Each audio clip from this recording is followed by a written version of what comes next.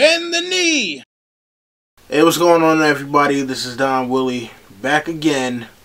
Before I go south of the wall, I want to talk about the king beyond the wall himself, Mance Rayder. Now, Mance Rayder is a former man of the Night's Watch, now king of the wildlings, and, you know, depending on how you see it, either he's a very honorable guy or he is one of the most disloyal men in the series.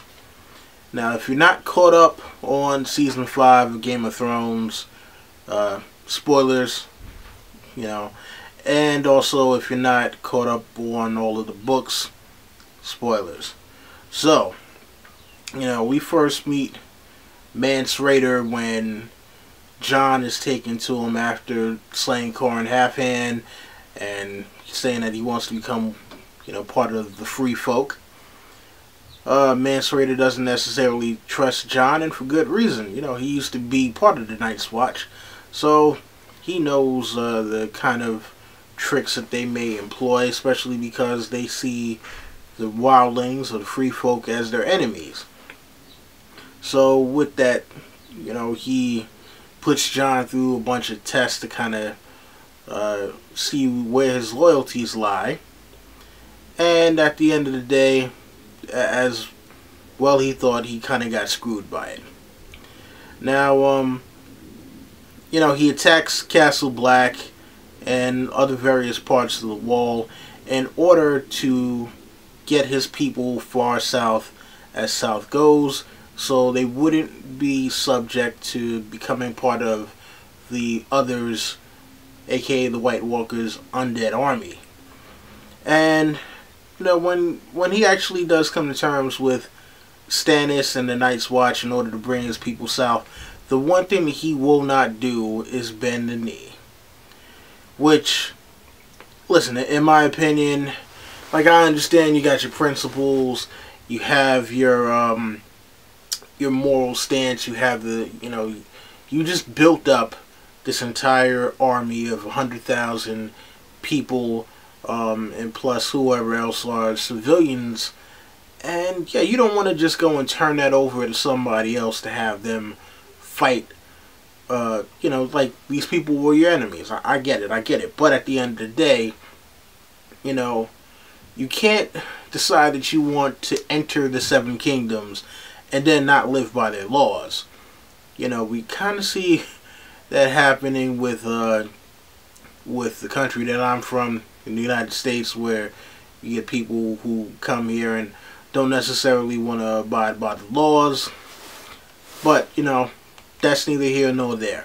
We're talking about Mance. And personally, I think Mance was a fool for not taking the deal.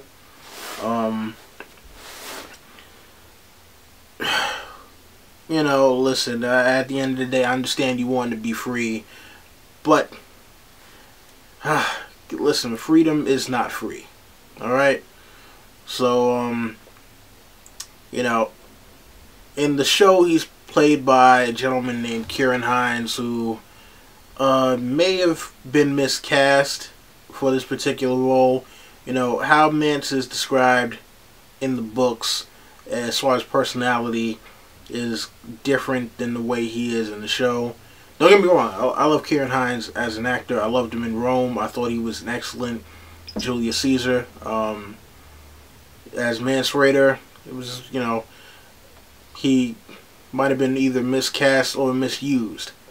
But point is, you know, Mance in the books was much different. He did a lot more things in the books, and a lot of things covertly that were never mentioned in the show, like him being at Winterfell when Robert showed up with his party to ask Ned to become the Hand of the King.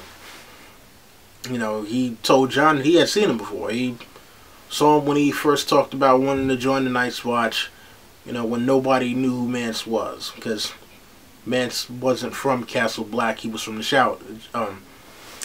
Shadow Tower. So, yeah, man, look,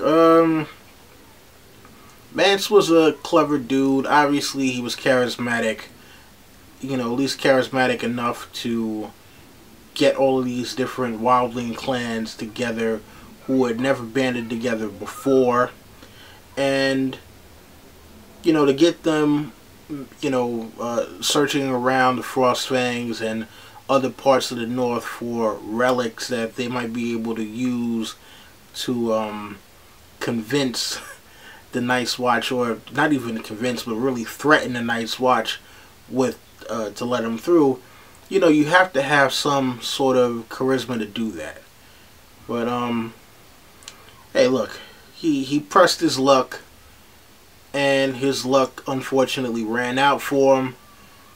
Like I said, I admire the fact that he stuck to his principles, but at the end of the day, like I said, you can't go into somebody else's house and then decide that you don't want to follow their rules. So, Mance paid for it with his life. He could have suffered a lot more if it wasn't for Jon Snow. So, I guess Jon Snow was a much better friend to him than he actually expected. It is what it is either way. So, you already know what the deal is. Rate, comment, subscribe, share, tell your friends. Leave me suggestions for any other character profiles or whatever else you'd like to see from me. That's been my time, Don Willie, and I'm out of this frozen wasteland.